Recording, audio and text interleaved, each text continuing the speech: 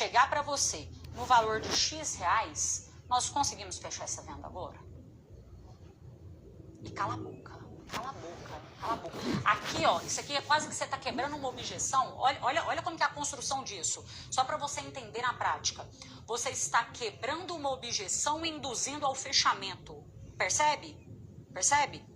Você quebra a objeção e já induz ao fechamento da venda. Se eu conseguir X valor para você, nós fechamos agora? Tem cliente, quando você entrar lá para o Neurovenda, você vai entender que a gente chama da estrutura econômica. Esse cliente, ele faz um leilão de preço baixo no mercado. Ele é o típico cliente que ele dirige mais 5 quilômetros para economizar 3 centavos de gasolina. Ué, Carol, mas não vale a pena, né? Mas ele faz isso, ele pensa que a decisão é inteligente. Sabe por quê, gente? Em alguns momentos a gente tem que mostrar isso para o nosso cliente. Que o preço é diferente de valor. E que nem sempre... Olha isso, vai anotando que você vai querer lembrar dessas informações depois, eu tenho certeza. Menor preço, cliente, é diferente de melhor preço. Entende? Às vezes você vai pagar um preço menor aqui, mas é o barato que vai sair caro para você. Menor preço é diferente de melhor preço. Eu posso não ter o menor, mas eu tenho o melhor perante o que eu entrego. Tá? Então, ótimo. Esse cliente que faz o leilão aí de preço baixo, o que ele faz? Eu estou te contando aqui que é o comportamento de consumo dele, que eu sou a pessoa que estudo isso, eu tenho que te contar. Esse cliente, ele faz um leilão, ele pega vários preços ali, aí ele te pede desconto. E geralmente, às vezes você fala com ele assim, que você vai conseguir uma forma de pagamento diferenciada, ele não quer não, ele quer desconto para pagar à vista, porque ele chora desconto. Não, eu quero pagar à vista, quanto que é e tal, beleza. Aí você passa para ele, tá, consegui um desconto aqui para você, falta tirar do seu bolso para dar para ele. Aí sabe o que ele faz? Sabe o que ele faz? Ele fala assim, então tá bom, eu vou pensar melhor. É uma coisa de louco, né, gente? Ele fala que vai pensar, ele vai embora e ele não compra ainda. Você deu o desconto e ele não compra. Sabe o que ele tá fazendo nessa hora? Sabe o que ele tá fazendo? Ele tá pegando o seu preço e tá levando lá pro concorrente. E tá falando com o seu concorrente assim, ó, o fulano fez por tanto, você consegue cobrir o preço dele? E ele vai fazendo isso, gente. Eu fico pensando, é uma pessoa que tem tempo, entendeu? Ele tem tempo pra isso e ele vai fazer isso. E pra ele, às vezes, qualidade não é relevante. Aí agora você tem que pensar. Esse é o perfil, lembra do começo da aula que eu te falei? Esse é o perfil de cliente que você quer? É esse tipo de cliente que você quer atrair para o seu negócio? Será que vale a pena vender para ele? Porque às vezes o cliente que a gente mais dá desconto, você dá desconto demais e ele te exige como se ele tivesse pagado o valor cheio, não é? E eu penso o seguinte, às vezes não é justo com aquele cliente bom que a gente tem, a gente ficar dando desconto para esse tipo de cliente. Tem cliente que paga o valor cheio, te indica para outras pessoas, é um cliente maravilhoso. Isso eu costumo falar muito nas minhas palestras, né? Não reduza o seu preço para caber no bolso de quem não ia te valorizar nem se fosse de graça. Toma cuidado com isso. Esse cliente exige demais, ele te suga demais. Por que lembra do começo da aula que você tem que manter seu topo aqui sempre cheio? Porque quando aparecer esse cliente, você vai negociar. Você vai negociar. Enquanto estiver bom para você, enquanto você estiver mantendo o seu lucro e a sua rentabilidade, tá tudo certo. E não precisa de sofrer, não. Não precisa de sofrer. Esse cliente qualquer pessoa tem. Se você chegou num ponto que não vale a pena para você, é tchau e benção. Entende? Às vezes, eu tô falando aqui para vocês de uma forma, com um termo que você entende. Você vai mostrar pro seu cliente o seguinte, olha, para mim até esse ponto não vale a pena. Por quê? E não é ficar justificando demais, não, tá, gente? Mas é mostrar pro cliente o seguinte, porque tem cliente que ele nem quer que você mostre a qualidade para ele. Ele só quer literalmente preço. É preço e ponto final. Para esse tipo de cliente, por exemplo, em vendas pelo WhatsApp, o cliente, eu só quero preço, eu não quero que fala mais nada. Será que vale a pena ter esse tipo de cliente? Tudo bem, eu não sou a favor de enrolar para passar preço, não. Eu não sou, mas depende o que você está buscando. Eu preciso de entender pelo menos o que é. Me fala, porque senão você vai até comprar errado aqui de mim. Eu preciso de entender o que é para te vender certo. Às vezes eu nem tenho o que você está precisando. Não é assim, entende? Agora, você vai passar preço para o seu cliente? Sempre, gente. A ordem dos fatores aqui altera o resultado, tá? Sempre. coloca benefícios primeiro, e não precisa de ser muita coisa não, precisa de encher linguiça, não precisa disso. Três diferenciais que você tem. Carol, mas meu produto é igual ao do concorrente. Você não é. Lembra da primeira aula. Você é diferente de tudo, como se diz a sua mãe aí, ó, foi Dia das Mães. Você não é todo mundo. Você é diferente.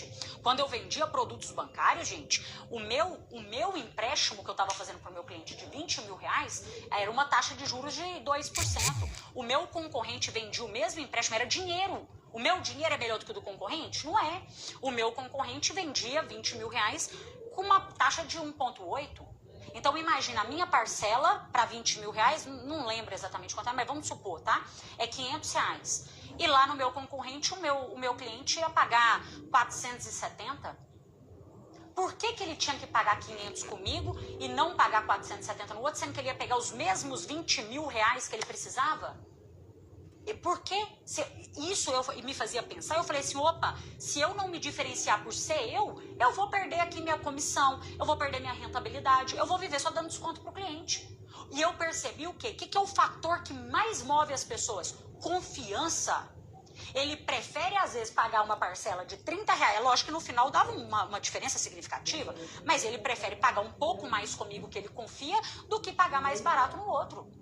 Isso é o nível de relacionamento que você tem. E quando você cria isso com o seu cliente, você pode perguntar para aluno meu aí. Um aluno meu que renova o Neurovendas, e você fala com ele, mas tem um curso mais barato. Não, mas eu não quero, eu quero comprar aquele ali, eu confio nela. Quando você confia na outra pessoa, e aqui, Carol, mas o produto é o mesmo. E o que você faz para o seu cliente que é diferente? O que você faz? O que é o serviço? Eu falo, gente, que serviço tem que servir e produto tem que prestar. O que você serve para o seu cliente diferente do outro?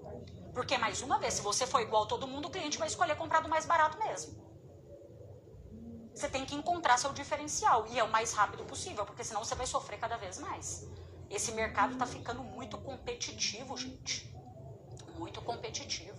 Agora, o problema das pessoas, mais uma vez, é buscar o atalho. Lembra que eu te falei? O atalho é aqueles scriptzinhos prontos. Por que que... gente, quando vocês me vêm falando de script desse jeito, que eu não sou a favor de scripts e tudo mais, é porque script nunca funcionou comigo. Eu já tentei pra caramba. E nunca funcionou, não deu certo. Então não tem como. E olha aqui, eu tenho certeza que se eu falar, vou vender um script, ia vender pra caramba, não ia? Mas como que eu ia vender um negócio que eu não acredito? Eu não dou conta. Eu não consigo. Só por causa do dinheiro, só por causa do meu faturamento, eu vender uma coisa que eu não acho que vai resolver o problema das pessoas, eu não dou conta. Não é isso que eu quero. E quando eu vejo a pessoa tão engessada em script de venda, em frase pronta, eu fico triste por causa disso. Às vezes, e por isso que eu sempre falo com vocês assim, olha para o que a pessoa está fazendo e faz ao contrário. Tem o vendedor, eu gosto de dividir entre o vendedor normal e o anormal, né? O vendedor normal, por exemplo, o cliente, ele vai abordar o cliente pelo telefone, tá? Ele aborda com medo, às vezes. Ele tá lá com aquele scriptzinho dele, prontinho, assim, até com medo do cliente mudar uma vírgula, né? Oi, bom dia, João. Você me desculpa te incomodar, mas você tem um tempinho... Tá vendo? Palavras no diminutivo, tempinho, a pessoa, o tom de voz querendo ser bonzinho demais. É porque eu tenho uma solução aqui para você, nós já ajudamos outras empresas e eu queria saber se... Não, abordagem fraca. Abordagem fraca. O profissional que confia no que ele vende, ele não fica pedindo desculpa por causa... Desculpa, não, ele não pede desculpa. E se o cliente fala que ele não tem tempo, tem cliente que fala com você assim, porque acho que o cliente, na hora que ele fica com dó, essa é a palavra, dó, compaixão. Olha, eu não tenho tempo, não, você pode me falar em 5 minutos o que você vende? Aí ele começa, então tá bom, eu vou te falar em 5 minutinhos. Não. É nessa hora que, é o que todo mundo tá fazendo. O que a pessoa não faz? O que o anormal não faz? Olha, cliente, é um desserviço pra mim e pra você eu passar 5 minutos querendo enaltecer meu produto aqui sem entender sobre a sua empresa. Sem entender o que você busca. Vamos fazer o seguinte, vamos agendar essa próxima conversa nossa? Eu tenho disponibilidade na quinta, 2 horas da tarde, ou na sexta, 9 horas da manhã. Qual que fica melhor pra você? Você percebe que isso daqui não é egocentrismo, não. É se posicionar com profissionalismo. E mostrar pro seu cliente que eu não tô para empurrar nada, não. O que todo mundo faria era isso. Mas eu quero fazer eu quero vender, claro que eu quero vender, mas eu quero vender de uma forma que vai resolver realmente o que você está buscando, realmente o que é o seu problema. Tem gente que nem agenda uma reunião com o cliente fala que vai pensar e o vendedor fala, tá bom, então estou à disposição, tá bom? Até para, é você que tem que ter o controle da venda. Cliente vai pensar, não tem problema, não precisa de ficar insistindo demais para ele comprar agora. Tem certas decisões, gente. Imagina um cliente que vai comprar uma casa. Vai adiantar você ficar colocando gatilho de escassez para ele tomar essa decisão agora? Não vai adiantar. Ele tem que pensar, ele tem que analisar. E tem cliente que tem um perfil mais analítico mesmo. O que você vai fazer? Você vai conduzir a venda. Lembra? Você conduz a venda. Ótimo, entendo o que você quer pensar. Tem alguma coisa que eu, como especialista, eu, como corretora, posso tirar alguma dúvida sua? Posso te ajudar nessa tomada de decisão?